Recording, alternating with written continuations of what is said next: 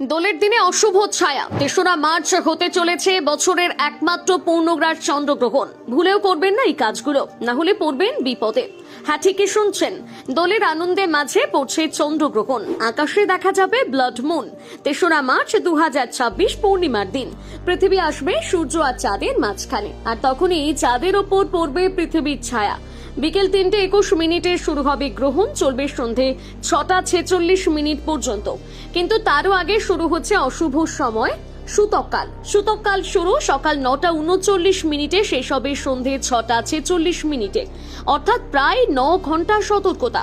কারণ ভারতে এই গ্রহণ দৃশ্যমান হবে, মানে সূতকের নিয়ম পুরোপুরি প্রযোজ্য। এই সময় কি করবেন না, কোনো শুভ কাজ নয়, বিয়ে, গৃহপ্রবেশ, নতুন ব্যবসা একদম বন্ধ। খাবার রান্না বা খাওয়া এড়িয়ে চলুন, বিশেষ করে সূতক শুরুর পর।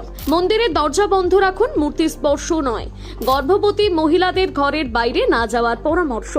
না মানলে কি ধর্মীয় বিশ্বাস বলছে অশুভ প্রভাব পড়তে পারে পরিবারে, শরীর ও মানসিক শান্তিতে আসতে পারে সমস্যা। তবে আতঙ্ক নয়, এই সময় মন্ত্র জপ করুন, ধ্যান করুন।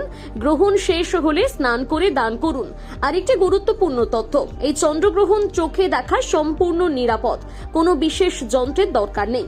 এক কথায় দোলের রঙের মাঝে 9 ঘন্টার সতর্ক বার্তা। আপনি কি সূতকের নিয়ম মানবেন, নাকি এসব বিশ্বাস করেন না? আপনার কি মনে হয় কমেন্টে জানান।